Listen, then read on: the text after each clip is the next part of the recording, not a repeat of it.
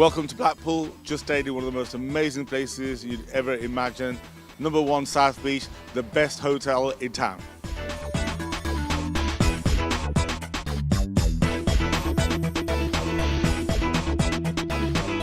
He spoke very passionately about how important not only tourism has been for Blackpool, but going forward, but also critically that Blackpool is ready, educational establishments are ready to take on all the great opportunities that are coming this way. I think that's what's really, really important. We have brilliant sixth form colleges, we have the Blackpool and the Fylde College, we have Lancaster University just up the road. These are exceptional educational facilities, and what they are also very, very good at is adapting to what is needed on the Fylde coast especially. So for example, when we were talking about the casino, the super casino coming to town, they very, very quickly implanted new courses for croupiers and casino. Yeah, accredited courses. That's right, which was really, really important. We didn't get the casinos, but it wasn't lost because obviously we had a growth in the cruise ships. So that adapted to that. So I think that's one of the things that's really important. We have amazing facilities that are very used to adapting for what is needed on the Fylde coast here. And I think it also answers the question that can Blackpool, the local people, the local businesses, the local tourism trade, can they move quickly to grasp the opportunity? And the answer you've already given from the casino example is an absolute yes. It is, and it kind of takes me back to when we had the new seawall built, which was first and foremost a defence wall, but it was like a triple whammy with that. We not only got the project and a new defence wall, which, you know, for safety reasons we needed, but we also got all the people that were working on it. So all the boys and girls from, you know, actually building the defence wall to the structural engineers and the surveyors, they all came to town, they stayed in our hotels, they ate in our restaurants, they spent in our shops. That added to the local economy. And of course the third factor was that the defence wall affected the whole of town. So no one was able to say, yeah, they didn't get anything out of it. That's right, and I think the shale gas is going to be very, very similar to that. And you know, Blackpool, we do hospitality, and all the visitors that come to Blackpool for the tourism side, they're not going to see any difference from this. But we're going to have the added bonus of all the workforce that are needed for the shale gas industry. But also, I think something I didn't mention that I should have done is that I think as a town we're seeing this as having the possibility to catalyse regeneration, a real catalyst for bringing that forward.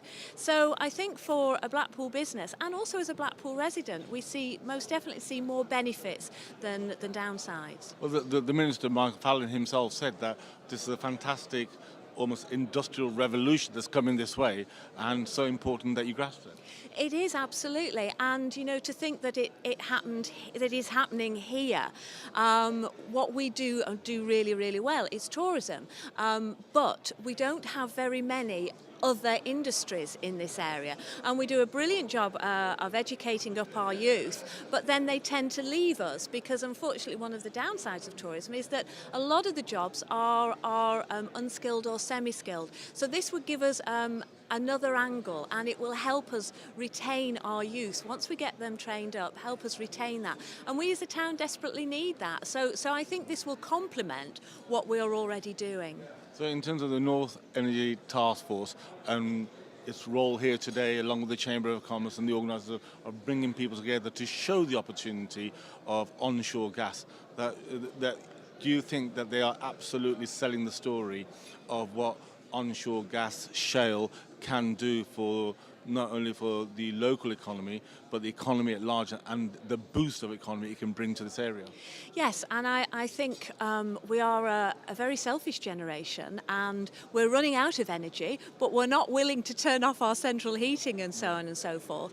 And the fact that this is coming here is absolutely wonderful for us. But I also think what's happening is they're doing a really, really good job, and probably because they've learnt lessons from abroad of partnership working and bringing it all together. So all the relevant businesses know how to take this forward, and I think partnership working is probably one of the key elements to this being a success in the area. And I mean, one final word for now anyway, I'd just like to say is that I think people underestimate of the absolute enthusiasm and friendliness of people here in the north, let alone right at the local level of the hotel where we stayed. But that is just a fantastic string to the bow that the northern people have without realising it, is that the friendliness, the genuineness, the absolute straightness that you get, and the VIP loveliness that comes with that is a great selling point that people forget that you have as a community. That's right, and I also think, which is very kind of you to say all that, but I also think, Blackpool especially is known for entrepreneurship, and that's what this is about, being a little bit more forward-thinking, a little bit more visionary, perhaps, and that's what we're really, really good at. So this sits very well with us personally, with us as a town, and with what we do here. Well, this is just the start of the story, and we'll be hopefully following it right through for years to come. So it's a pleasure talking to you, and hopefully catch you later as well. Thank you very much indeed. Thank you.